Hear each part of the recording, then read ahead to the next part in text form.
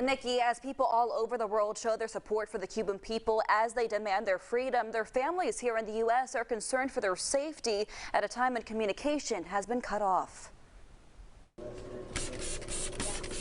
Pierre Perales opened this Cuban-owned cigar shop in Citrus Heights back in 2005.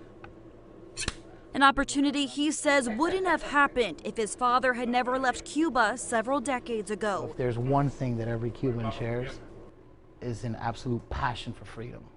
This country gave us a home and gave us freedom. It's why Pierre, like many Cuban Americans, are encouraged by the wave of people taking to the streets in Cuba to call for freedom and change. It's absolutely important that we show the world how imperative it is that communism doesn't work. He says the Cuban people have faced shortages in opportunity and basic supplies for years.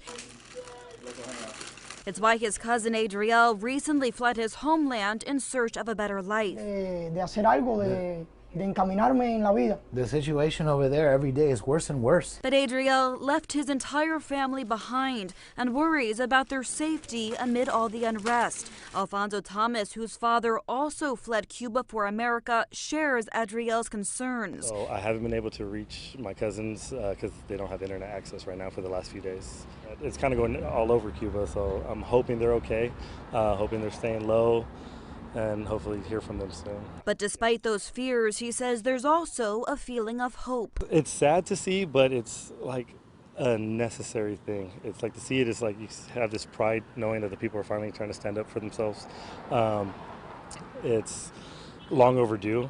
It hurts to see how they're being treated. They've been treated this for years. The Cuban government says the U.S. trade embargo is to blame for its country's economic challenges. But the Perales family thinks otherwise. The rest of the world trades with that country. It's not the American embargo that has that country on its knees. We don't need to lift the American embargo. We need to let those people take back their country, our country. Cuba's government blames the widespread protests on social media, which is why they say they had to shut down the internet. No word yet on when communication might be restored.